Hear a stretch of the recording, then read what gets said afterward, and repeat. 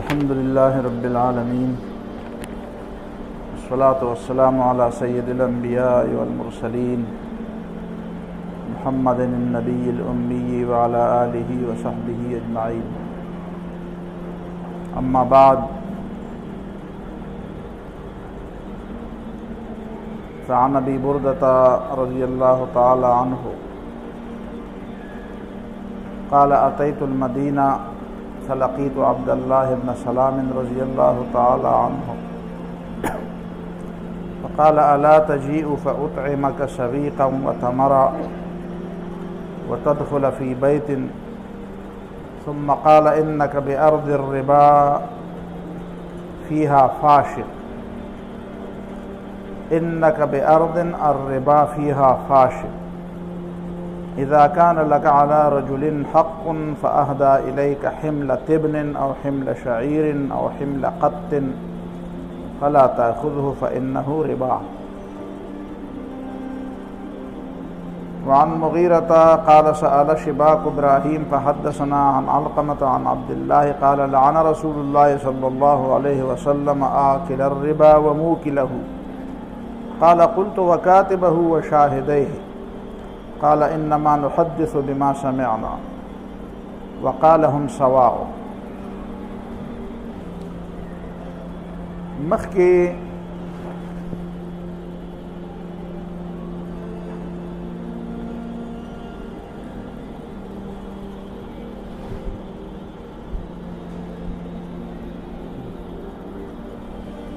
جمعه کې د سود په حواله باندې څه بنیادی خبرې ما کړې وې او په هغې کې دام وا چې څه مضامین د دې چې دي ابرستو را روانه جمعه کې بیاني، هغې سره متعلق یو څو احادیث به مخکې وایو او بیا به د هغې بعضې د دې زمانه کې چې کوم سوالات او کوم اشکالات د خلکو په ذهن کې دي هغې باندې به خبره کوو. نو اول خدا حدیث واورئ. حضرت ابو برده رضی الله تعالی عنہ صحابی دی، دی وی زه مدینې منورې ته رالم نو د عبدالله ابن سلام رضی الله تعالی عنہ سره ملاو شوم. عبدالله ابن سلام رضی الله تعالی عنہ په یهودیانو کې ډېر لوی عالم و، بیا مسلمان شو او اسلام کې هغه ته ډېر لوی مقام او ډېر لوی منصب او مرتبه حاصله ده. ډېر لوی عالم دی او ډېر لوی مخلص انسان دی او ډېر لوی مرتبه او ډېر لوی ګدۍ د اسلام د پاره پرېښې ده. دا دومره غټې غټې ګدۍ پرېښودل د اسلام د پاره دا ډېر ګران کار دی. نو دا ابو برده رضی الله تعالی عنہ وایي زه مدینې منورې ته راغلم، ده سره میلاو شوم. نو ده راته د ډوډۍ ست وکړو. میلمه ته خلک ست کوي، دا د عربو طریقه هم ده او د پښتنو طریقه هم ده. بعضې قومونو کې دا طریقه نشته. هغه به میلمه ګوري او اولو ته ډوډۍ ست نه کوي او که ست ورته کوي هم نو داسې رښتیا پې ډوډۍ نه خورئ. دا د عربو طریقه وه. نو ما ته یې د ډوډۍ ست وکړو. راته ویې چې الا تجیو فاطعمک، راځې نه چې ډوډۍ در باندې وخورم، راځې نه چې در باندې وخورم او څه در باندې وخورم؟ سویقا و تمرا، ستوان در باندې وخورم او کجوري به در باندې وخورم. بد دا را سره دي. نو لکه موږ پښتو کې وایو مړه خو ساګ سوکړک به در باندې وخورم، ساګ سوکړک. نو بیا وتدخل فی بیت، او کور ته به راشي، کور کې به در باندې وخورم. نو ډوډۍ مې ترې وخوړه، بیا راته نصیحت وکړو. یو صحابي بل صحابي ته نصیحت کوي. دا مطلب نه دی چې دا بل صحابي نه پوهېږي. واعظ او نصیحت کول چې دي دا د مسلمان طریقه ده. وذکر فإن الذکرى تنفع المؤمنین، قرآن کې الله تعالی فرمایي نصیحت ورکوه ځکه نصیحت مسلمانانو ته فایده ورکوي. وتواصوا بالحق وتواصوا بالصبر، دا د مسلمانانو کار دی. یو بل ته به حق خبره هم کوي او یو بل ته به د صبر نصیحت هم. دا د سړی نه وایي چې ما ته خبره معلومه ده ته ما ته څه نصیحتونه کوې. نه، خبره ورته معلومه هم ده خو یادول پکار دي خلکو ته. یو بل ته خبره یادول پکار دي. وی بیا راته یو خبره وکړه چې انک بارض، ته په داسې علاقه کې اوسېږې چې الربا فیها فاشن، هلته سود ډېر عام دی. کومه علاقه کې چې ته اوسېږې هلته سود ډېر عام دی. دی د شام په څه علاقه کې اوسېده نو هلته ظاهره خبره ده د مسلمانانو وطن خو نه و، مسلمانانو را نه وه قبضه کړې هغه علاقه. نو بعض علاقو کې د سود کاروبار ډېر زیات عام وي، نو د ده په علاقه کې به هم د سود کاروبار ډېر زیات او تجارت دپاره په داسې علاقه کې اوسېدل خو جایز دي. اگر چې د مسلمانانو علاقه نه ده خو د سړي پکې کاروبار دی، نو وقتي طور باندې سړی هلته اوسېږي د کاروبار دپاره. نو اذا کان لک علی رجل حق، چې کله ستا په یو سړي باندې څه حق وي. زمونږ په دې پښتو کې یا په دې اردو کې دا فرق نشته. په عربۍ ژبه کې یو ته دین وایي، یو ته قرض وایي. قرض دې ته وایي چې زه وایم چې یاره حاجي صاحب ما 10 روپۍ په کار دي، 100 روپۍ مې په کار دي، ضرورت مې دی، ما له قرض پیسې راکړه، نو ته ما له قرض 100 روپۍ راکړه. نو دا قرض اخیستل چې دي دا ډېر زیات مناسب او ډېر زیات غوره کار خو نه دی، خو د مجبورۍ د وجې نه جایز دی. نبي علیه الصلاة وسلام قرض اخیستی دی، د دې معنا دا ده چې د ضرورت د وجې نه جایز دی. کله کله قرض سړی سودا والي، کله قرض روپۍ والي. نو چې قرض روپۍ والي نو دا ستا په ذمه باندې دا روپۍ شوې، نو دا به ته د دې واپسي به ته بالمثل کې په دې نوټونو کې چې دی په دې کې شمار شرط دی، شمار پکې شرط. لکه زوړ نوټ دی او نوی نوټ دی، نو د زوړ نوټ او د نوی نوټ په قیمت کې فرق نشته، ځکه قیمت د دې په زوړوالي او په نویوالي کې نه وي، قیمت د دې په هغه ویلیو کې، د دې چې کوم قدر دی په هغې کې. دا چې کوم خلک د نوي نوټ او د زوړ نوټ د قیمت فرق کوي، دا سود کوي. لکه په دې بازارونو کې بعضې خلک ناسي یا په دې بینکونو کې هغه تاله نوي نوټونه د اختر راشي یا داسې موقع راشي، نو خلک نوي نوټونه بینکونو والا ورکوي. نو هغه تاله یو بوډۍ چې تاله درکړي یو قوده، نو په هغه قوده کې تا نه 100 روپۍ یا څه خواوشا کټ کوي، نو دا سود کټ کوي. ځکه د نوي او د زوړ د قیمت فرق نشته، قیمت یو دی. د دې به شمار پوره کوي، شمار 100 روپۍ هغه هم دي او 100 روپۍ دا هم دي چې تا ورته واپس کړي، 100 روپۍ هغه هم دي چې تا ته قرض اخیستی وي. نو دې ته وایي قرض.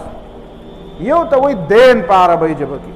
په دې انګریزۍ ژبه کې د هغې دپاره لایبلیټي یو لفظ راځي، خو هغه د هغه دین پوره ترجمه نه ده. دین دې ته وایي چې ما او تا کاروبار کوو، دا چشمې دي، ته دوکاندار یې، ما تا نه دا چشمې، ما دا چشمې مې په کار دي، دا په څو دي؟ تا وې دا په 100 روپۍ دي.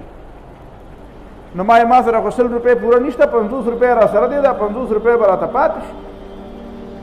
نو تا ما نه وې چې صحیح ده 50 روپۍ راکړه، 50 تا ته قرض شو.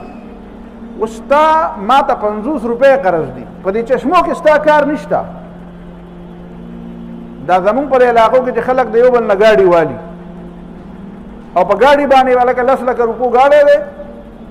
او ما په تا باندې په 10 لکه روپۍ در خرڅ کړو، ماله به خاطر څه دې نغد راکړې او 2 لکه 3 لکه 4 لکه روپۍ تا ته پاتې شو. بیا کېده هغه پیسې تا مال را نه کړې، نو دا د ګاډي مالک ولګي، نو دی هغه ګاډي پسې ګرځي، وایي یاره بس ما خو ګاډی ونیو. وایي د ګاډو والا ټرانسپورټ اصول دا دي چې ګاډی نیسه بس زما پیسې په ګاډي دي. نه، په ګاډي پیسې نه دي، ګاډی ستا نه دی. اوس ستا ګاډی تا یو ځل په سړي باندې خرڅ کړو، بس دا ګاډی د هغه دی، تا له قیمت نه دی درکړی، ته د هغه نه قیمت غواړه، ته پرې رپورټ وکړه، ته جرګې ته کېنوه، ته مطالبه وکړه، نورې لارې داسې اختیار کړه چې په هغې لاره باندې ته د هغه نه حق والې، جایزې لارې.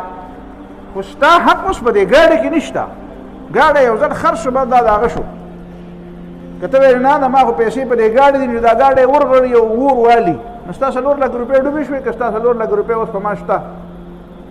دا کوم ګاډی چې ما ستا نه قرض اخیستی و او 6 لکه روپۍ مې درکړې وې او 4 لکه دې راته پاتې وې، که دا ګاډی هلته اور والي او دا بلکل ایره شو، نو زما خو 6 لکه روپۍ لاړې، ستا که 4 لکه روپۍ لاړې که به ما پاتې وې. نه، د ما خو په تا پاتې دي. نو ما ګوره 2 جبې به نه وې، 2 تلې به نه ساتې، پیسې دې په ما دي، نو په ما سره به خبره کوي، پیسې دې په ګاډي نه دي. او که ته وایې چې په ګاډي دي، نو چې ګاډی کله ډوب شي بیا به ستا پیسې ډوبېږي، ته وایې نه دې ته خو زه نه یم تیار، ما له خو به ته خپلې پیسې راکې، ګاډی خو په تا ما در خرڅ کړی و. نو ما دې ته دین وایي. دین معنا دا ده چې ستا زما په ذمه باندې پیسې دي. دې ته ثابت فی الذمه وي دا دین دی. نو د عربو دا طریقه وه چې همداسې صورت کې به داسې چلو شو چې په ما باندې بیا دا 4 لکه روپۍ پاتې شوي، نو دی به راغی چې هلکه تا خو ما ته ویلي چې د ستمبر په 5 تاریخ به یې در کوم، نن خو د ستمبر 5 تاریخ دی، زما پیسې راکړه. ما ویل یاره پیسې نشته را سره، نو لږ صبر راته وکړه، ستمبر په ځای په اکتوبر کې واله. نو تا به وایي چې زه بس په اکتوبر کې راکې، نو بیا به د 4 لکه روپو په ځای باندې 15 لکه روپۍ راکې، 4.5 لکه روپۍ به راکې. دا ولې دا گاڑی در باندې ما اوس په 10 لکه نه دی خرڅ کړی، دا گاڑی در باندې ما په 10.5 لکه در خرڅ کړ، ما په 11 لکه در خرڅ کړ. نو گاڑی 2 ځله نه خرڅېږي، په دې ځان پوه کړه. گاڑی 1 ځل خرڅ شو بس دغه قیمت شو د هغې، دا دوباره بیا د دې قیمت نه لګي. کوم یو شی چې یو ځل بیه د هغه وشوه، نو د هغه یو ځل قیمت چې ولګېد، دا نهى رسول الله صلی الله علیه وسلم عن بیعتین فی بیعتن. نبی علیہ الصلوۃ والسلام په یو سودا کې 2 سوداګانې کول منع کړي دي. سودا به یوی 2 به نه، لکه مثلا بله مسله ورته ویل، ته دکاندار یو سړی در راغی، یاره جي دا چشمې په څو دي؟ نو ته ورته دا په 100 روپۍ دي نغدې. نو هغه درته وایي چې ته ورته وایې چې یاره دا دکاندار ته وایي چې دا 100 روپۍ خو ما سره نشته، زه خو بدله قرض به یې راله راکې، نو میاشت پس بدله پیسې در کوم. نو هغه درته وایي چې میاشت پسې راکې، خو بیا خو به لس د پاسه په 100 باندې در کوم. بیا وایي چې یاره زه خو درنه 2 میاشتې پس که پیسې 2 میاشتې پس راله در کوم، بیا به څه راکې؟ یاره ته وایې زه خو درنه بیا په 120 روپۍ در کوم. اوس دا سودا جایز ده که ناجایز ده؟ دې باندې ډېر خلک نه پوهېږي، ته به ځان پوهولو کوشش کوې. دا سودا ناجایز هم ده او جایز هم ده. که په دې وخت کې تا یو بیه توی نه کړه او همداسې د سړي چشمې واغېستې او لاړ، نو دا ناجایز بیه پته ونه لګېده چې ده په نغدو واغېسته. اوس دا دې ځي دغه د دوکاندار نه پیسې رالي، ورېږه هلکه د دې شوي نه دله رالم پیسې، دا هم کېدی شي. چشمې مې راواغېستې او دلته مې دا پیسې پرتې دي، یا بټوه مې هلته بل رور مې دی، کورواله مې ده، بل ملګری مې دی، هغه سره بټوه ده، هغه نه پیسې رالم، دا هم کېدی شي. او دا هم کېدی شي چې د میاشتې پس به درکړم، او دا هم کېدی شي 2 میاشتې پس به درکړم. نو دا سودا ممنوع ده او دا د سود دپاره لار ده. جایزه څنګه ده؟ جایزه دا ده چې په دې وخت کې ته اوس یو خبره توی کړې چې د دې دوکان نه به هله وځې او دا چشمې به هله به جب کې اچې، چې دوکاندار سره دا خبره توی کړې چې دا مې په نغدو واغېسته او جیبه دا په 100 روپۍ نغده شوه. نو بیا که پیسې یو میاشت بعد ورکې، بیا به هم 100 روپۍ ورکې، ځکه چې دا سودا په نغدو توی شوه. که نه دا یو میاشت بعد سودا توی شوه نو 110 روپۍ به ورکې، که 2 میاشتې بعد سودا توی شوه نو 120 روپۍ به ورکې. دا جایز ده. البته دا عام عادت جوړول نه دي پکار، چې عادت یې جوړی بیا دې نه مسلې را پیدا کېږي. لکه زه دې بینکونو والا ته وایم، زه هم داسې دوکاندار ما ته په دنیا کې وښیه چې په نغد یې نه خرڅوي، په نسیه وي په مخه خرڅوي. په دنیا کې داسې دوکاندار تا ته معلوم دی چې وایي زه په نغدو سودا نه خرڅوم، صرف په نسیه خرڅوم. وایي داسې خو راته نه دی معلوم. ما ته یې که نه تا دا بینکونو والا ټول یې که نه په نغد کې څوک سودا اخلي، تا نه یې ولې اخلي؟ بازار کې ولې نه اخلي؟ ته ټول عمر په نسیه خرڅوې، د نسیه نه بغیر ته په نغدو سودا نه خرڅوې. نو دا مکروه ده، دا عادت مکروه دی، دا ناپسندیده عادت دی، ناپسندیده عادت. دې ته بعضې کسانو سود ویلی دی. دا ما چې ته اوس کوم مثال ووایه، بعضې کسانو ویلي، لوی علماو دا ویلي چې دا سود دی. دا ولې ورته ویلي دي؟ ځکه یې ورته ویلي دي چې هغوی وایي چې د دې نه مسله جوړېږي، وروسته به سبا یو مسله را پیدا شي. نو زه ستاسو نه یو تپوس کوم، مثلا دغه شانې دوکاندار و ما ورته ووایي چې دا چشمې په 100 روپۍ دي، هغه یې په 100 دي چې نغدي، چې نسیه یې په 100 دي، نو 10 د پاسه په یو میاشتې دپاره نسیه 10 د پاسه په 100 دي، 2 میاشتو دپاره نسیه 20 د پاسه په 100 دي، شپږ 100. ما ویله که داسې چلو که چې دا ماله د 2 میاشتو په نسیه راکړه 120 روپۍ به درله درکړم، خبره ختمه شوه. زه د 2 میاشتو په ځای باندې 3 میاشتې پس رالم، چې 3 میاشتې پس رالم، دوکاندار ما ته وایي چې تا ته خو ګوره ما ویلي وو که نه چې 100 روپۍ نغدې دي، نو چې یوه میاشت پې زیاته شي نو 100 روپۍ پې زیاته شوې 10 روپۍ، او چې 2 میاشتې پې زیاتې شي نو 100 روپۍ پې زیاته شوې 20 روپۍ. نو ته 3 میاشتې پس راغلی، نو اوس به ما له 100 روپۍ زیاتې راکړې، 10 40 10 روپۍ زیاتېږي که نه. نو تا چونکې د 2 میاشتو په حساب وړې وه، چشمې دې د 2 میاشتو په حساب وړې وې، نو 120 روپۍ وې. نو چې د 3 میاشتو په حساب دې یوړې نو څو شوې؟ 130 شوې. نو اوس به زه 130 روپۍ ورکوم که 120 به ورکوم؟ تاسو څه وایئ؟ زه به 120 روپۍ ورکوم. که دی ما نه 130 روپۍ الي نو دا سود الي. ولې؟ ځکه چې ما چې د ده سره سودا توی کوله نو هغه په 120 روپۍ توی کړې وه، بس زما چشمې شوې او د ده زما په دې غاړه کې 120 روپۍ شوې.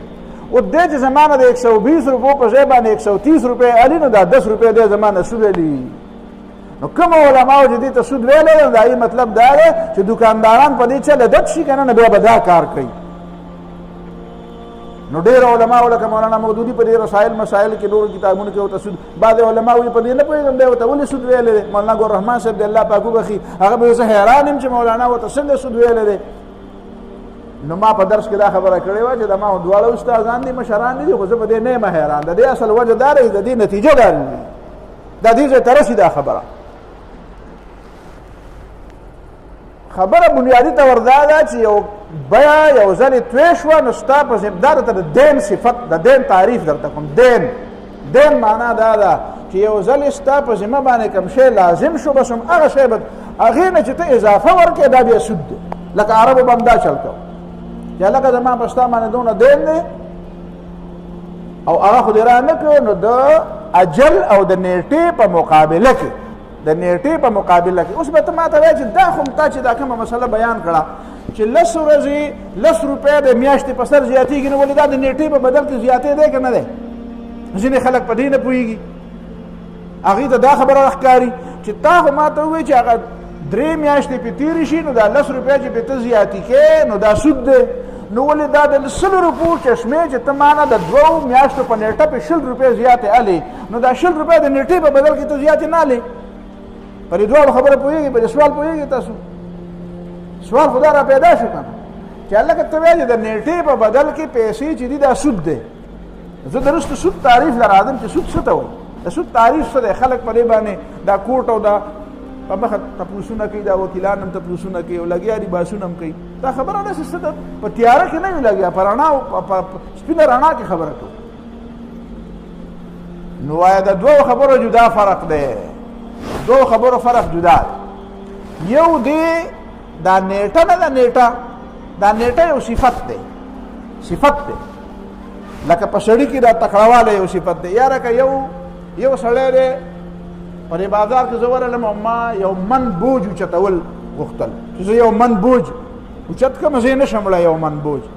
نو یو سړی ګورم چې من بوج اوچت کړي، یو سړی مې وکتو نو ما ته داسې کمزوری غوندې ښکاره شو. هغه ته ما ویې لکه دا یو من بوجی ده، دا به راله هغه کوره پورې یو نه سي. هغه ویې ولې بیا یو نه سم؟ نو چې ما ورته وکتل نو دی دا بوجي وړی نه شوه. نو ده ما ته ویې یاره خیر دی مړ، زه به یې په 50 روپۍ یو سم، بل یې په 100 وړي، زه به یې په 50 یو سم، خو په ما باندې یو سم. ما چې سوچ وکړم خدای دې خیر کړي دا سړی به د بوجۍ لاندې بله په دې لاره کې به چیت پیت پروت وي، دا به هم را په غاړه شي او بوجۍ به هم کور ته یو نه شي او په لاره کې به یې راته پرېږدي. دا دی چې دا 50 روپۍ کمې وایي، د دې خو دغه نرخ 100 روپۍ دی د دې بوجۍ د وړو. بل دی کې یو تکړه سړی دی، ځوان هم دی، تکړه هم دی، زه پوهېږم چې دا په دې دغه کې یا کولیان شي په دې یا بوجونه اوچتې په یا ډو کې هم دا بوجونه اوچتې، هغه پته لګي دا اوچتولی شي. چې هغه ته مې ووي هغه ما ته وویل 100 روپۍ. دا ګوره یو سړی دی، یو سړی تا ته د یو کار دپاره په 50 هم میلاوېږي او په 100 هم میلاوېږي. دا فرق پکې ولې دی؟ وایي دا فرق پکې ځکه دی چې وصف په یو سړي کې یو صفت دی چې په هغه بل کې نشته. په یو سړي کې یو صفت دی د طاقت، د تجربې چې دی بوجونه اوچتوي، دا صفت په دې بل کې نشته. دی ما ته پته ده دی بوجۍ نشي اوچتولی. نو د صفت د وجې نه په یو څیز په قیمت کې فرق راځي، د صفت د وجې نه د یو څیز په قیمت کې څه راځي؟ اوچتوالی راځي. خو د صفت ځان له پیسې نه وي، صفت ځان له نه خرڅېږي، د صفت ځان له قیمت نه وي. د صفت په وجه د یو شي په قیمت کې فرق راځي، خو صفت ځان له خرڅېږي نه. نو دا اجل نه دی، دا نیټه، عربی کې ورته اجل وایي، نیټه ورته په پښتو کې وایي. نیټه دا وخت چې د یو بل شي سره یو ځای کې، نو دا د هغه بل شي صفت شو، نو د هغه بل شي په قیمت کې پکې اضافه راځي. خو په خپله باندې دا نیټه څه شی نه دی چې دا ته خرڅه کړي. او دې دواړو کې فرق دی چې کله زه د دې چشمو قیمت تا ته وایم، نو دا نیټه د دې چشمو د دې نیټې په وجه باندې د دې چشمو په دې قیمت کې فرق راغی. د چشمو په دې قیمت کې د څه د وجې نه فرق راغی؟ د نیټې د وجې نه، د وخت د وجې نه، چې هلکه ځکه خیر د چشمو دا پیسې ورکول ما ته 2 میاشتې لېړ شو، که خیر 2 میاشتې زه مړه چې شپې تر منځ وي د هغې بلا نه مه یېرېږه، 2 میاشتې دي پکې، خدای به خیر کړي. نو دا وصف چې دی دا په دې مبیه کې را پیدا شو. دا مبیه نه ده، دا د خرڅولو شی، په دې کې یو وصف را پیدا شو او د هغې وصف د وجې نه، د هغې خوی د وجې نه، د هغې کمال او د هغې فایدې د وجې نه د دې قیمت اوچت شو. خو چې کله دا چشمې زما شوې او 120 روپۍ ستا شوې، نو ته اوس زما نه دا 10 روپۍ چې زیاتې هلې وې په 3 میاشتې پس، نو دې معنا دا دی ته په ما باندې میاشت را خرڅې. چشمې خو دې په ما مخکې را خرڅې کړي دي، د چشمو قیمت خو د مخکې نه معلوم شوی دی، خو اوس ته په ما باندې څه را خرڅې؟ دا میاشت زمانه او دا دور او دا وخت په ما باندې را خرڅې. نو د وخت په بدل کې بیا پیسې نه وي. نو د فقهاو لیکلي د هدایې او عبارت دی. بیا د علماو نه تپوس کوي، ځینې علما بیا د هغې تپوس کوي، وایي د دې 2 عبارتونو په مطلب موږ نه پوهېږو. یو عبارت دا دی چې د نیټې د وجې نه د یو شي په قیمت کې زیاتې راځي، بل عبارت دا دی چې د نیټې په بدل کې پیسې نه وي. نو خلک وایي په دې دواړو نه پوهېږو، د دې څه مطلب دی؟ ورته دا مطلب دی چې د نیټه په یو شي کې را پیدا شوه، نو د هغې د وجې نه هلکه دا چشمې ما د مکې معظمې نه راوړي دي چې خرڅو مې پسویلې، او بل به وایي نه مړه دا چشمې ما د کارخانو نه راوړي، پرېږده مړه دا په 100 روپۍ په 50 روپۍ هغه ځای کې مېلاوېږي. هلکه د مکې نه دي راوړي، د مدینې نه، یاره بس ما راکړه په 100 دي، خو دې په 2 سواله. ولې؟ دا د مکې نه راوړل، دا د مدینې نه راوړل، دا په دې کې یو صفت زیات شو. نو د صفت د وجې نه په دې کې قیمت زیات شو. او جی زه د مکې نه راغلی یم، زه د مدینې نه راغلی یم، په ما باندې د 100 روپو په ځای باندې د چشمې په 50 را خرڅه کړی. څنګه د مدینې نه راغلی یم؟ د هغې په وجه باندې په دې چشمو کې څه اضافه راغله؟ دا وصف نه خرڅېږي. زه به هر خلکو ته ګرځم چې د حج نه راغلی یم، ما له سودا ارزانه راکړې. نه د سودا قیمت خو د دې وجې نه دی، ته څنګه تعالی زیاته درکړو؟ په دې سودا کې ستا د راتلو په وجه څه اضافه وشوه؟ که دا شی د هغه ځای نه راغلی، خو په دې کې دا زه به خلکو ته وایم چې هلکه ما داسې چشمې لګولې دي چې دا د مدینې نه راغلی. خلک به راته وایي چې هلکه دا ډېرې مبارکې دي. نو دا په دې کې وصف شو. نو په دې خبره تاسو ځان وروسته پوه شوئ، که پوه نه شوئ خیر دی بیا تپوس. نو دا مې درته وایي چې دا هغه بنیادي خبره وه چې دین او قرض د یو سړي په بل سړي باندې دین دی، دارنګه په قرض باندې هم اضافه حرامه ده. هغه هم په حدیث کې راغلی ده، په قرض باندې اضافه حرامه ده. ځینې خلک دا سوال کوي چې یاره جي په قرض باندې خو خدای پاک هم اضافه ورکوي. دا د دې سادهګانو سوال ته ګوره، قرآن کې الله تعالی وایي که نه من ذا الذي يقرض الله قرضا حسنا فيضاعفه له اضعافا كثيرا. هغه څوک دی چې الله له قرض ورکړي او الله یې وله ډېر څو چنده ورکړي. وایي چې دا خو په قرآن کې خدای پاک وایي چې قرض خدای پاک له ورکړي، خدای پاک به له څو چنده ورکړي. نو د بني ادم نه هم څو چنده غواړم که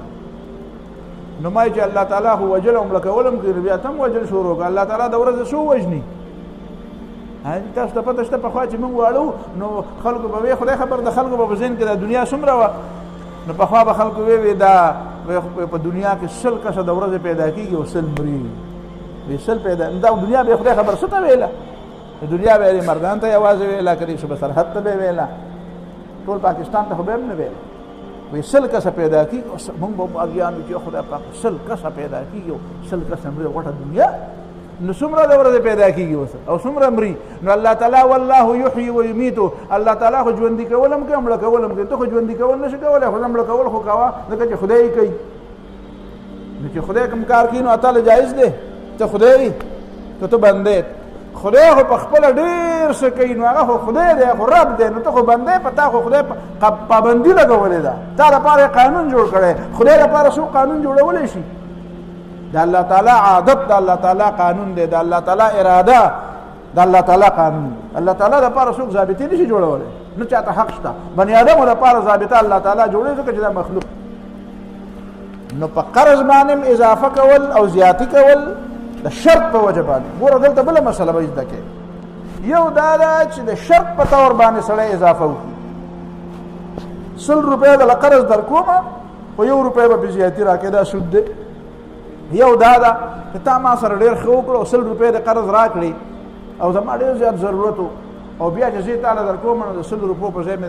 پکې 10 روپۍ هم درکړې. تا وی چې لکه دا پس ما یې رب دا پس سیواله دا خیر خو چې دا کله عادت جوړ شي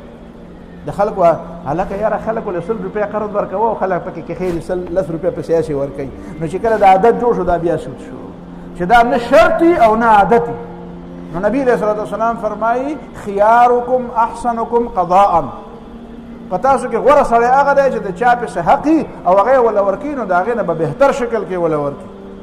خدا به بهتر شکل کې ورکول که چرته کې دا داسې عادت جوړ شو چې خلکو د دې په بنیاد باندې بیا خلکو ته وي چې هلکه راشنا ګټه مې ومونته بد د دې کلي خلک ډېر ښه خلک دی چې 100 روپۍ ولا قرض ورکوي یاره 120 د لاسه د خپله ځانه درکوي نو راځئ د دې کلي خلکو له قرضونه ورکوي او چې بیا ولا 120 ورنه کوي نو بیا د نه خفه کېږي نه مړه تا خو دا نو پته ولګېده چې تا د 120 په نیت باندې ما درا کړی وی نو دا بیا سود شو یا پکې شرط کې او یا دا عادت جوړ شي نو دا بیا سود شي دا د حدیث مطلب دی و ستا داسې کلی دی چې هلته سود ډېر عام دی نو اذا کان لک علی رجل حق چې ستا په چا باندې حقي نو فاهدى الیک حملة ابن نو هغه ولګېدو نو تاله د بوسو یو انډی راولېږو د بوسو یو بوج دله راولېږو ستا پې قرض و نو هغه ته هغه قرضدار یې نه دی هغه دله څه راولېږو یو بوجۍ بوسې دله راولېږو نو او حمل شعیر یا دله یو نګ یا یو بوجۍ وربشې راولېږل او حمل قط یا دله غنم راولېږل بل څه شی دله راولېږو پنیر یې دله قط پنیر ته وایي دی په تیلي کړی دی او په توی باندې دی پنیر ته وایي پنیر یې دله راولېږو هلکه زموږ په علاقه کې پنیر ډېر پنیر خو پېژنې که نو پنیر یې دله راولېږو دا ډېر مزدار دی نو فلا تاخذه ذات مال فانه ربا ځکه دا سود دی ذات مال دلته دا عادت دی خلک داسې چل کوي سړي په سړي باندې قرض دی او د قرض په بدل کې ولا هغه بیا تحفې محفې د قرض نه مخکې د تحفو محفو رواج نه وي خو چې قرض دی والي بیا ولا تحفې رالېږي ذات مال دا سود دی امام ابو حنیفه رحمه الله نه خبر یې کنه چې سړي باندې قرض و هغه د قرض دروازې د قرض د غوښتو دپاره دروازې له ورغه دروازې کې په سور نور ودرېدو د هغه د دیوال سوري ته نه ودرېدو نامرګري ورته وایي چې امام صاحب دې سوري ته خو ودرېږه هغه وایي دا د دیوال سوری دی او په ده د ما قرض دی نو د قرض نه فایده نشم اخیستی دونه حده پورې ځان ساتو هلکه سوری خو هسې هم سوری و هغې نه خو څه کمېده نه تقوا یې اختیاروله یو دا شو بل حدیث دی عبداللہ ابن مسعود وی لعن رسول اللہ صلی اللہ علیہ وسلم اللہ تعالی رسول دا علت میرے دے پاغا چابانی آکل الربا چی سوک سود خوری و موکی لہو و سوکی چی پچا خوری زمان بری وطن کی یو گمراہ دے جاوید غامدی ناغا وی سود خوڑل خو نارواری پا قرآن کی راضی چی الذین یاکلون الربا کم خلق چې سود خوري نو دا لا یقومون دا به بدبخته او دا به د قیامت پر ورځ داسې تبامړي پاسي وای دا خو پکې نه دی ویلي چې څوک چاله ورکوي نو وی ورکول خیر دی خو اغشتل ناروا دي خدای دې غرق چې غرق شي چې ورکوي نه علي به څنګه دا چې کېدې چې ته چاله سود ورنکې نو وابه لسنګه چې ته چې اغشتل ناروا دي ورکول خیر دی او په حدیث کې خدای راغلی دی آکل الربا و موکله چې سود خوري او سود پچا خوري یعنی جا اخلي مو چې ورکوي دا دواړه او یوازې دا نه وکاتبه چې څوک لیکي د سودي دا کاروبار څوک لیکي دا ټرانزیکشن څوک لیکي پر کاغذونو څوک دستخط کوي د دې کاغذونو څوک منظوري ورکوي څوک دا فارم ډکوي وشاهدوه چې څوک پکې ګواهان دي او وقالهم سواء په ګناه کې دا ټول برابر دي چا ګناه به زیات دي چا به کمی مثلا دا لیکون کې ګناه به کمه یو دغه ګواهانو ګناه او دغه ورکون کې او دغه خورون کې ګناه به زیات وي خو په اصل ګناه کې دا ټول برابر دي مطلب دا دی چې هم سواء ګناهګار دا ټول دي ګناهګار دا ټول بل حدیث ابو امامه رضی الله تعالی عنہ د نبی علیہ الصلوۃ والسلام نے فرمائی من شفع لاخيه بشفاعه چا چې بل څه سفارش وکړي یاره راځي جی وزیر صاحب لا ما بوزه تا پیجنی او د ما د ازوی نوکر کا او مالا ټرانسفر وکاو مالا دا ټیکر راکاو مالا دا چلو کو مالا میټر لگاو مالا گیس راولا او مالا دا وکړه نو هغه ول سفارش وکړي سفارش ولوکو نو سفارش نه بعد فاهدى الیه من شفع لاخيه بشفاعه یو سړي مسلمان له سفارش نو فاهدى له هديه عليها، هغه ته وی یاره تا خو د ما سره ښه کړي نه، دا مې تاله یو جوړه جامې راوړې، دا سفارش دې کړی وراله او کار وشو، نو ما تاله یو جوړه جامې راوړې. نو بیا نو فقبلها، نو دوی اجازه صحیح ده، نو ما خو د سفارش هسې کړی، خو دې تا جامې راوړې، نو زه ښه دې وکړو. نو فقبلها، نو اتا بابا عظیما من ابواب الربا، نو د سود په دروازو کې په یو غټه دروازه ورننوته، د سود په دروازو کې په یو غټه دروازه، ځکه د سود هغې ته خو خلک سود وایي، خو دې ته خو خلک سود نه وایي. مونږ نه خلک تپوس کوي یاره جی په ایگزام کې ناست وم، په امتحان کې ناست وم، او هلک له مې نقل ورکو او هلک پاس شو، خبرې او شی مې ورته ټیک کړی و او هغې د وجې نه هغه شی پاس شو. چې پاس شو نو اوس یې ماله دا تحفه راوړه او دا یې تحفه راوړه. نو ما ورته چې هم دې ګناه وکړه هم بلا د پاسه تحفې علي، هم دې ګناه وکړه تحفې نوم وله ورکړي، خلک وله څوک وله د چای پاڼې نوم ورکړي، چای پاڼې پوهېږې په خلک، یعنې په نومونو باندې نه شی حرامېږي او نه په شی حلالېږي. زه دې خلکو ته مثال وایم، یم تاسو په نوم باندې سود ته خلک منافع وایي، رشوت ته خلک څه وایي؟ چای پاڼې ورته وایي. نو دا په نومونو باندې شی حلالېږي او حرامېږي، بیا خو د دې لوی اختر نه یو میاشت مخکې خر واله او ښه یې سورب کا او نوم وله کېږده چې دا ګډ دی، او د اختر په ورځ یې حلال کا او خلکو ته وایي څه حلال کا، وایي ګډ مې حلال کا، او بس د هغې په کور کې ګډ نوم و، ګډ ولې نوم کېده او ګډ مې حلال کا. نو چې ګډ دې حلال کا نو غوښې به یې خورې؟ وایي د ګډ غوښې به نه خورې. نو وایي نوم یې ګډ و، شی خو دننه خر و، نو په نوم باندې خو خر نه ګډ کېږي که نه،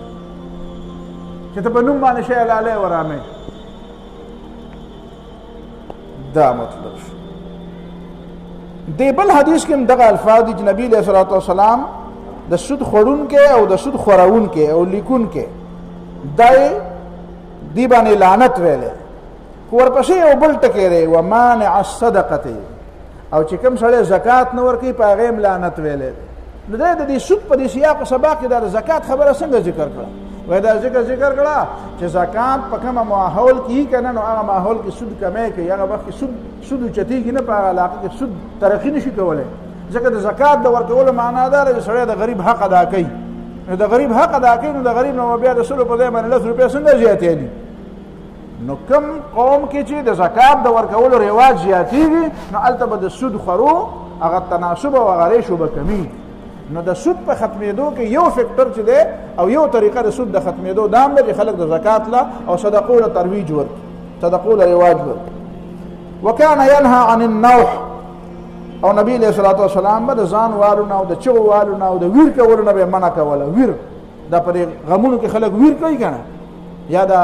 محرم کې زمونږ دا صاحبان چې دی دا راوځي او دا ویرې شروع کړی، نو دا ویر کول چې دی دا نبی علیه الصلاة والسلام دې نه منع کړی ده، او بیا د خلکو به مخکې ویر کول او بیا ځان ټکول او بیا ځان وال، دا خو نبی علیه السلام فرمایي دا د جاهلیت کار نه. دا بل حدیث دی د ابو هریره رضی الله تعالی عنہ، دی کې نبی علیہ السلام فرمایي الربا 70 حوبا، د سود او یا ګناهونه دي، ایسرها ان ينكح الرجل امه، او پای کې د ټولو نه وړوکی ګناه دا دی چې سړی د خپل مور سره نکاح وکړي، خپله مور په نکاح والي. نو او یا ګناهونه نو نور ګناهونه به څنګه؟ دا دومره به خطرناک ګناه. ابو هریره رضی الله تعالی عنہ فرمایي چې رسول الله صلی الله علیه وسلم فرمایل چې په خلکو به یو زمانه راشي لا يبقى منهم احد الا اكل الربا، یو سړی هم پاتې نشي سوا د هغه چا نه چې سود به یې خوړلی، یو سړی هم پاتې نشي چې سود به یې نه وي خوړلی، چې شوکي به ټول سودونه خوري. څنګه؟ نو بیا پسې وروسته وایي فمن لم یاکل که سود خوري نه، نو اصابه من غباره، هغه دوړه خو به یې ورته رسي. لکه دا زمانه زما په جیب کې چې کومې پیسې دي دا د بینک نه راوتي، بینک نه چې نه راغلي نو کوم ځای نه به راغلي؟ د بینک په دې لاره راغلي، تنخوا دې به بینک راځي، کاروبار دې به بینک باندې دی، څه چې اخلي دا څه چې په دې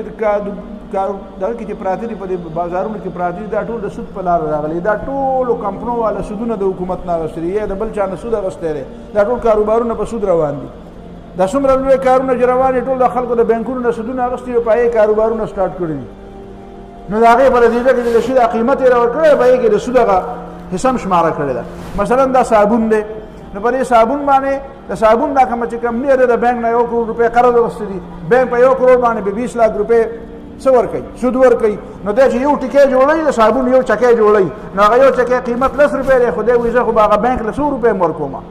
2 لک شل لک روپۍ به بینک له سود هم ورکوم نو وایي راشي د 10 روپو په ځای باندې به د صابون د یو چکې قیمت څه مقرر کړم 12 روپۍ به مقرر کړم دا 2 روپۍ نو دا 12 روپۍ چې ما د جیب ورکړې نو دا بل واسطه انډایرکټلی ما د سود پیسې ورکړې نو دا هغه غبار دی دا هغه ګرد دی چې ما خو برای راست سود ونه کو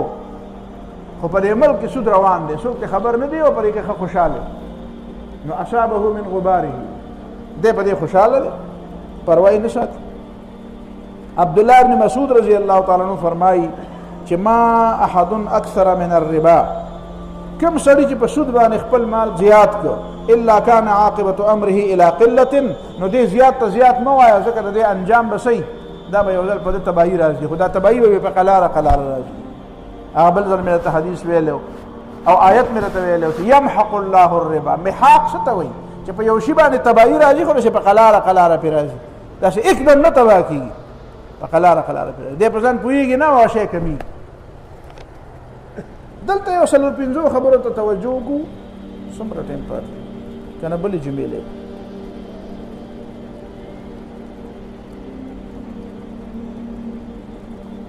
بدا به وایو خیر اولنې خبره تاسو ته ما وداغه چې دا عام طور باندې خلک وایي یره د سود خو تعریف نشته په قرآن نو قرآن مجید داسې کتاب نه دی چې د نورو کتابونو د انسانانو د کتابونو څنګه عادت وي چې په هغې کې یو عنوان ورکړی بیا د هغې نه لاندې یو لفظ ورکړی او د هغې تعریف یې کړی او بیا د هغې قسمونه بیان کړي او دا خو د انسانانو په کتابونو کې دا دي د الله تعالی د کتاب طریقه دا نه ده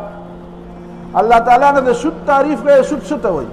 نه د زکات تعریف کړی نه د روزې کړی نه د حج کړی نه د زنا کړی نه د شرک کړی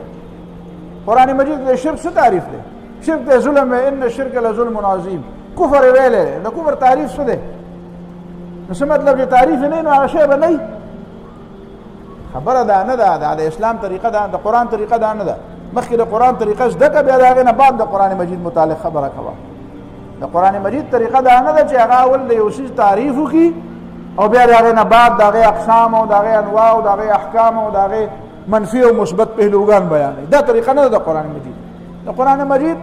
خدا خطبات دي دا وینا ده د قرآن مجید خو داسې لیکلی نه دی نازل شوی دا په وینا کې نبي علیه صلات وسلام باندې نازل دی او نبي علیه السلام د دې وینا کړې ده دا خو داسې د لستو دپاره دی اقرأ باسم ربک الذي خلق دا د لستو کتاب دی د دې اسلوب جدا دی دې کې وعظ او نصیحت او قانون او ضابطې دا ټول هر څه داسې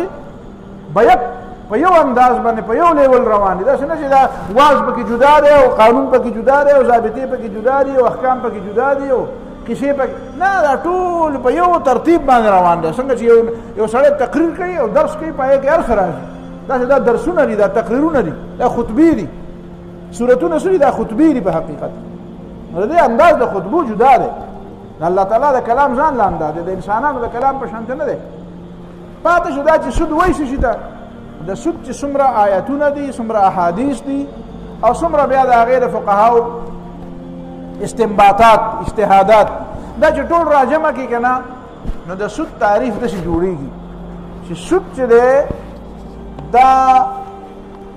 په مالی معاملاتو کې د چا باندې چې کوم حق ثابت شي د هغې په بدل کې د مهلت په بدل کې د هغه حق چې په چا ثابت شي نو هغې باندې د مهلت په بدل کې اضافې ته او مشروط اضافې ته څه وایي ربا ورکوي په مالی معاملاتو کې په مالی لین دین کې چې د چا په چا باندې یو حق واوړي د چا ته یو حق ور واوړي نو د هغې حق باندې اضافه کول او د نیټې په بدل کې اضافه کول او دا اضافه شرط کول دا سود دی نو دا په دین باندې هم که راځي نو دا سود دی او که دا په قرض باندې هم راځي نو دا سود دی که ته په عربۍ کې دا تعریف یادوې نو دا تعریف په دې باندې وایي چې د ثابت فی الذمه په بدل کې د مهلت په وجه اضافه کول او دا شرط کول دا ربا ده نو دا باقی خو تفصیلات بیا ګوره ده دویمه خبره دا ده چې دلته خلک دا وایي چې یاره په مصر کې بعضې علما دي او هغه علماو لکه مفتی محمد عبدهو او علامه رشید رضا او بل الله دې وبخي وایي هغې د بینک دې سود ته سود نه وایي هغې د بینک دی سود ته سود نه وایي. نو بیا زه د هغه نه دا تپوس کوم چې دا راته ووایي چې سود څه ته وایي، چې د بینک دا سود نه دی نو سود څه ته وایي. یعنې صرف هغه یو فرد چې د بل فرد نه سود اخلي صرف سود به دغې ته وایي. نو مطلب یې دا شو چې عام سړی چې کوم کاروبار کوي دا حرام او حلال د هغه دپاره دی، او دا غټې غټې کمپنۍ او دا د کروڑونو اربونو چې کوم کاروبارونه دي که نه دا غټ غټ خلک چې کوي نو هغې باندې حرام او د حلال اطلاق نه کېږي. د حرام او حلال پرې غریب پسې ورنښتي دي، هادي دا د غریب په لمنه پورې ورنښتي دي دی د هغې. او چې دا کوم مالدار خلک دي او د کروڑونو اربونو والا کاروبار په بانک کې نور څه چې په بانک او ریان یو عبدالله چې عبدالرحمن له 100 روپۍ ورکړي او سود تیاري نو دا حرام دی، وایي دا خو حرام دی. خو په هغه بانک او په دې سود کې څه فرق دی؟ هلته لږ کاغذونه صفا صفا دي، هغې کې شیشې لګېدلې دي که نه، او د سرونو په ځای باندې د کروڑونو د لکونو او د کروڑونو کاروبار دی. نو صرف دغه فرق دی پکې، نور په دې کې څه فرق دی؟ په بنیادي نیچر کې څه فرق شو چې یو سړی بل سړي له پیسې ورکړي او د هغې په بدل کې د سود علي، نو دا خو سود دی او ته دې ته سود وایې. خو چې په بینک کې یا یو سړی د بینک نه پیسې راوالي او یا بینک کې ورکوي او هغې په بدل کې د سود اخلي او یا بینک کې وله ورکوي او هغه د سود علي، د دې دواړه په منځ کې سوار دی نه څه فرق دی چې هغه یو منظمه اداره ده او دا غیر منظمه ده، هغه یو اجتماعي اداره ده او دا انفرادي ده، هغه د کروڑونو او د اربونو کاروبار کوي او د لکونو او د زرګونو کاروبار. دې نه علاوه څه فرق دی؟ پاتې شو دا خبره چې 2 علما یا 15 علما د دنیا دي هغې دا وایي. نو که عدالت دا خبره کوي نو دا خو چورلټ ناروا وایي، ځکه چې عدالت د دې خبرې پابند دی چې د پاکستان په آئین به فیصله کوي، او د پاکستان په آئین کې سپریم لا قرآن او سنت دی. نو قرآن او سنت کې سود حرام دی، په دې کې دې خبر ته ضرورت دی چې فلانکی مولوي صاحب څه وایي او فلانکی سکالر صاحب څه وایي. درېیمه خبره دا ده چې د دنیا جهان د ټولو خلکو رای هغه په یو معامله کې هم ته نشي فالو کولی. په یو سوال نه پیدا کېږي چې ته به یو داسې فیصله وکړي چې په هغې کې به ته وایې چې یاره د ټولې دنیا چې کوم علما دي، د ټولې دنیا چې کوم سکالران دي، د ټولې دنیا چې کوم مصنفین دي چې هغې په یو خبره متفق شي نو هله به زه دا کار کوم، بیا به ته یو فیصله هم ونه کړې. دا سوال نه پیدا کېږي. په ډېرو معاملاتو کې د هر چا ځان له د هغوی ځان له طریقه ده، زموږ ځان له طریقه ده. هلته به یو عالم په دې زمانه کې به یو عالم دلته به دلته هم زموږ 2-3 علما پر هندوستان کې هم دي، دلته پر پاکستان کې هم دا وخت چې به د نوم واغېستو دغه صاحب هغه هم دا وایي چې دا جایز، هغه پکې نور هم ډېر، هغه وایي ډمامې موال جایز دي، هغه وایي روژې، هغه وایي چې د طالب علم پیپري او روژې نو پیپر دې ورکړي روژه دې وخوري خیر دی. هغه دا وایي چې هسې سړی ستړی و طبیعت یې ښه نه یو و یاره جومات ته نشم تللی مونځ نشم کولی، وایي خیر دی نه دی که زه مړه بیا به یې وکړو خدای مهربانه دی. نو هغه خو دا خبرې هم کوي، نو هغه درنه دا فرایض او دا واجبات او دا حرام هغه وایي پردو ښځو له لاس ورکول هم جایز دي. په بازار کې ملاویږي نو څنګه چې سړي سړو ته سلام کوي، سړي ښځو ته هم سلام کوي او ښځې سړو ته هم سلام کوي، او څنګه چې سړي او ښځه یو بل سړي او سړي د یو بل سره ملاویږي او لاس ملاوي، وایي که سړی او ښځه د یو بل سره ملاو شو او لاس یې ملاو کړو چې څنګه یې په خیر حالې نو خیر دی که نه په دې کې څه دي. نو نن د لاس ملاولو خبره کې سبا له واپس یو 2 قدمه مخکې هم لاړ شي. نو زه به د ده خبره منم، دی پابند دی چې دی وایي چې یاره سود دې ته وایي نو زه به د ده پابندي کوم. نجی آئین کې او قرآن او سنت کې. قرآن الله تعالی مونږ ته دغه ویلي فإن تنازعتم فی شیء فردوه الی الله والرسول. اختلاف هم پیدا شو د الله او د الله د رسول خبره ومه. زمونږ د پاکستان آئین هم ماته دا وایي چې سپریم لا د ټولو نه بالا او برتر قانون هغه قرآن او سنت دی. په دې کې ماته مفتي عبدهو او بل غامدي مامدي او دانګا بنګای پکې ماته نه دی ویلي. دا دویمه خبره شو. درېیم سوال خلک دا کوي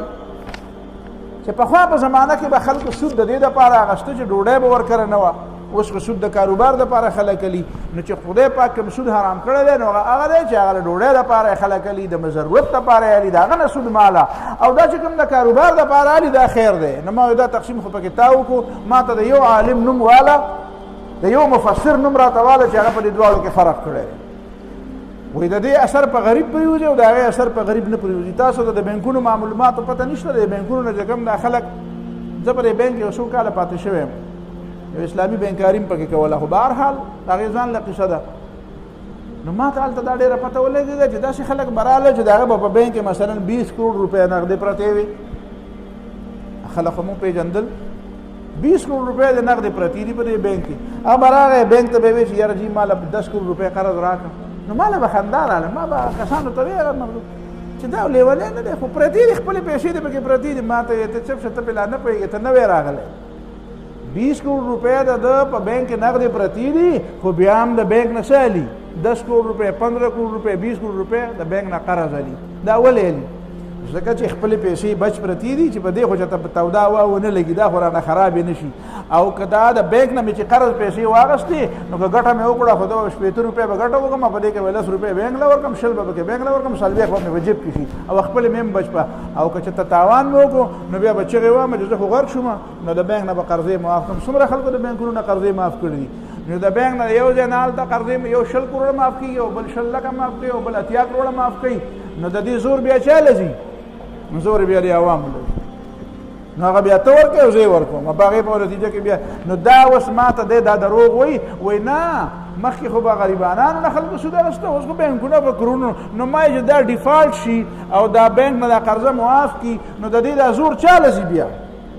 دا د بهر نه چې کوم قرضې راشي او دا اکو بکو وخوړی شي خوا دې خوا لاړې شي د هغې دا زور چا راځي اوس د زور خبرېږي څنګه چللی د سیره څو پخېږي پته به درته لګي نو دا زور چاله راځي دا خو تا ما ته وایي چې نه دا خو چې د غریب سړي نه سود الی او هغه د ډوډۍ دپاره قرض والي په هغې سود ارام دی او دا د بینکونو دا خو ارام نه دی چې د بینکونو د ارام نه دی نو دا ولې وچغې وهې دا ولې په دې قوم باندې د تباهي راغله دا د دې خلکو یعنې دا دومره د شیطان شاګردان دي چې دا به درله داسې دوکه درکړي چې سیند ته به دې تږی بوځي او تږی به دې ترې راولي دا دویمه خبره دا دروغ وایي بله خبره دا ده اخرنۍ خبره چې دی وایي چې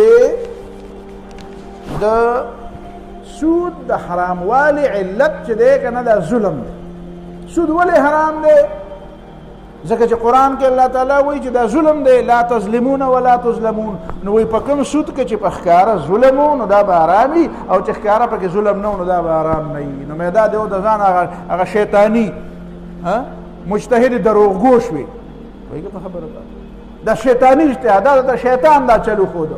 زه دنه تپوس کومه قرآن کې الله تعالی څه وایي وایي چې حضرت لقمان خپل زوی ته نصیحت کو نو زوی ته یې څه وی ویا بنی لا تشرک بالله بچیا د خدای سره شرک مه کوه ولې ځکه چې ان الشرک لظلم عظیم شرک ډېر لوی ظلم دی اوس به یو سړی راپاشي چې یاره جي شرک لوی ظلم دی نو ظلم څه ته وایي د ظلم خو قرآن تعریف نه دی کړی ظلم څه ته وایي تاسو په دې خبره پوهېږئ که نه یو اوږده قصه ده خو زه درته په بل مثال کې وایم ظلم لکه ته ظلم څه ته وایې یو سړی دی روان دی په لاره باندې هغه ناڅاپه وکتل هلته یو چینه ده دا هغه چینې نه یو سړي بس ټیک شو دا پوره دی یو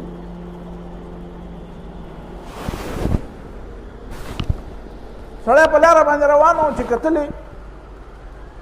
یا ناست یو چینه ده هغه چینې له سړی راغی او ډېر زیات تږی ستومانه او ستړی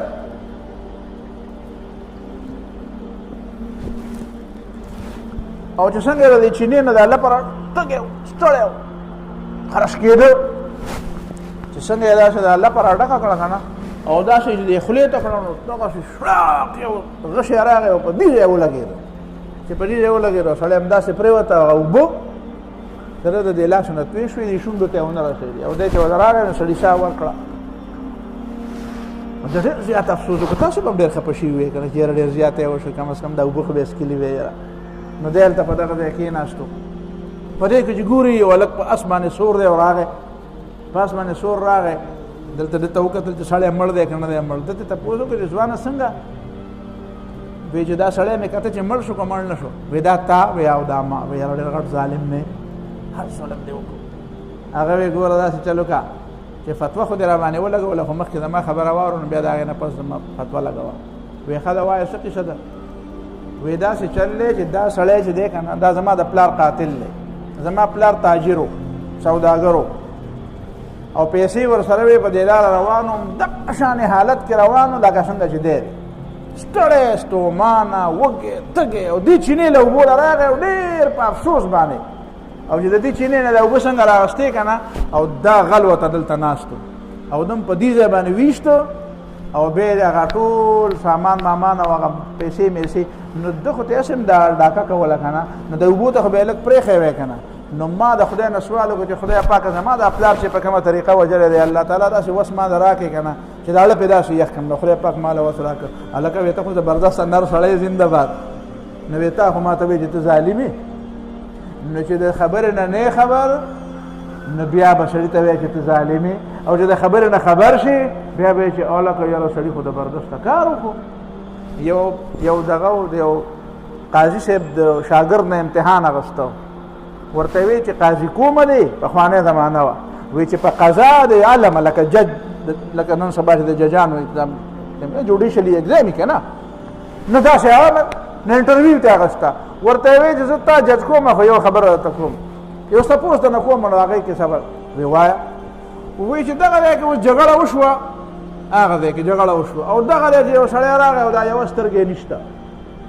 وایي په خبره باندې او تا ته داوا وکړه چې دا دغه ته با سره سړي جګړه وکړه سترګې رانه ویسته نو ته به څه فیصله کوي وی زه به سیده فیصله کوم چې دغه سړي نه سترګې وباسي وی زه خدای دې ته غره کتاب د جج کېدو قابل نه وی څنګه نه چې سترګې ته ویسته او ما ته په خپل ښکاري سترګې پکې نشته او دغه ته جګړه وشوه وینې په بیګي او دا سترګې ته وي نو زه به ورته نه وایم وی ورته وی چې هغه بل به وګورې کېدای شي د هغه نه دواړه سترګې ایستي ته خو په ځانه لګې مخکې خو د هغه بل معلومات وکړي د هغه سترګه روغه راغله د هغه نه دوه د هغه نه هغه د نه یو ویسته خو دی راغی دا چالاکه دی او هغه بل نه چې دوه ایستي خو په ټپ ولته ناست دی خو تا راتلی نه شي نو ته به څه وایې چې اوس د هغه سره د هغه نورو سزا هم ورکوې وی ته خو د جج د جوړېدو خبره مې درته د دې دپاره وکړه چې دا د ظلم څه ته وایي نو ظلم خو چې تا ته 50% معلومات نو ته به ظلم یو شي ته وایې خو چې تا ته 100% معلومات شي ته به نه نه نه هغه ظلم نه ظلم خو دا دی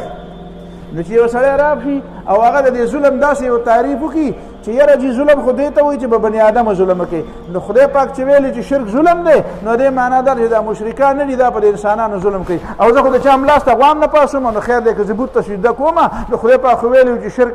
ظلم دی ځکه ښه نه دی او زه خو شرک کومه خو دا خو ظلم نه دی ځکه خو د چا ملاس ته غوا نه پاسم نو خیر دی ما دپاره شرک جایز دی نو دله به شرک جایز بیا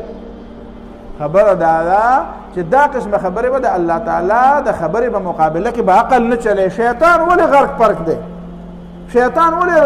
لعنتي وران دی دربار دی شیطان نور څه چل کړی خلکو ته تپوسونه کوم شاګردان نه تپوسونه شیطان کومه ګناه کړې وه څوک وایي یاره جي حسد یې کړی وه او جي کړی و څوک وایي دا چلې کړی و څوک وایي عقل یې پیش کړی و څوک وایي فلان کې چلې کړی و د خدای د حکم نه انکار دا ټولې خبرې په خپل ځای دي شیطان د ټولو نه لویه ګناه څه کړې وه د الله تعالی د حکم نه انکار په دې خبره ځان پوهېږي د ټولو نه لویه ګناه یې څه وه ابا واستکبره او د دې ابا او د دې انکار بنیاد یې څه و د دې انکار بنیاد یې دا و چې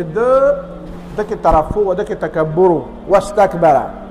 بل دا را چې د الله تعالی د خبرې په مقابله کې خپل عقل پیش کوي تا خو ما ته وایې چې آدم ته سجده وکړه خو زه خو د ده نه ښیمه نو دی به ما ته سجده کوي که زه به یې دته کومه خدای سره دا مماري وکړه نو بله ګناه یې دا وکړه نو څوک چې د الله د خبرې په مقابله کې عقل پیش کوي دا د شیطان شاګرد دی نو د شیطان شاګرد به نه جوړېږي عقل الله تعالی دې دپاره تعالی نه دی درکړی چې د خدای د خبرې په مقابله کې عقل دې دپاره درکړی د الله تعالی په خبره پې ځان پوه کړي واخر دعوانا الحمدلله